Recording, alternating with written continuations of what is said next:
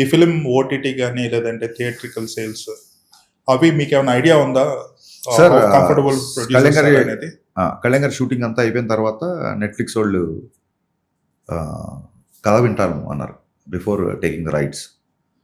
So నేను నవీన్ గారు phone చేశారు, కొంచెం ఓటీటీ రూల్స్ మారినాయి, కథ చెప్పాలి, మీకు ఏం ప్రాబ్లం అవుతుంది సార్, రైటర్ని ఎవరన్నా మీ టీంలో పంపుతారా అన్నారు. సార్ ఎంత కోట్ చేస్తానంటే మనం కొంచెం భారీ అమౌంట్ కోట్ చేస్తాం అన్నారు. సరే అని మన అంత అమౌంట్ ఒక వ్యక్తి మనకి ఇస్తున్నప్పుడు మన రెస్పాన్సిబుల్ కదా, మన వెళ్ళి కథ చెప్పడం.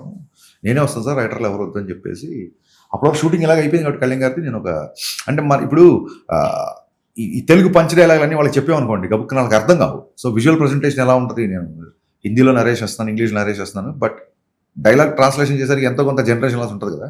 సో నాకు 20 minutes ఒక విజువల్ కట్ చేసుకొని ఐప్యాడ్లో వాళ్ళకి నరేషన్ ఇచ్చి ఇలా ఉంటుంది, దాని విజువల్ ఎలా ఉంటుంది అని చూపించాను.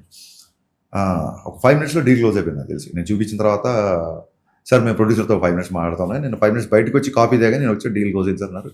ఐ థింక్ చాలా మంచి ఓజీకి దగ్గరగా వచ్చింది అమౌంట్. అంటే నేను ఎంత అని ఎప్పుడు అడగలేదు, బట్ వాళ్ళు చెప్పింది ఇది.